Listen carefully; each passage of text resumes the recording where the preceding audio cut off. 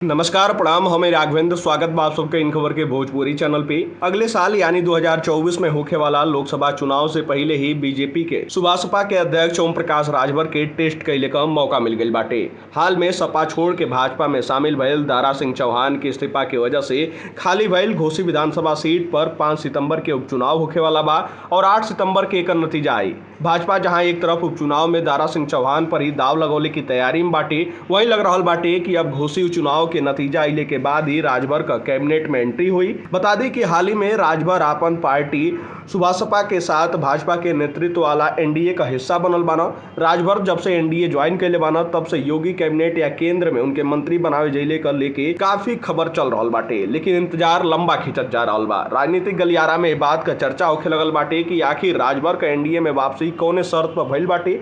दरअसल बीजेपी सपा के जरिए लोकसभा चुनाव में यूपी के कई सीट पर विपक्ष के घेराबंदी कइल जा रहल बिया। मानल जा रहल बा कि यूपी के कम से कम 12 लोकसभा सीट पर राजभर समुदाय के वोटरन का अच्छा खासा तादाद बाटे। घोसी विधानसभा क्षेत्र में भी राजभर वोटर प्रभावी भूमिका निभावत आ रहल बाने।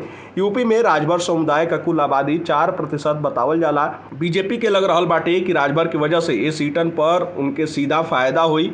राजभर 2017 में बनल योगी सरकार में कैबिनेट मंत्री रह चुकल बाने। हालांकि उनके द्वारा बाद में इस्तीफा दे दियल गई और पिछले साल यानी 2022 में भइल यूपी विधानसभा चुनाव में समाजवादी पार्टी गठबंधन का हिस्सा रहने। बतावल जा रहल बाटे कि उनकी वजह से सपा के पूर्वी उत्तर के कई सीटन पर फायदा भइल। हालांकि सत्ता से दूर रह जइले के बाद गठबंधन ज्यादा दिन तक ना टिक सकल।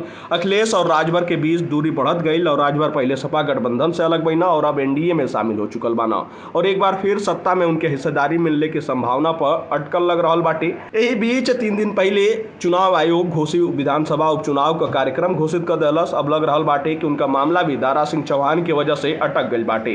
भाजपा अब उपचुनाव के बाद मंत्रिमंडल का विस्तार के आगे बढ़ाई और तभी ओपी राजभर का भी एंट्री हो सकेला।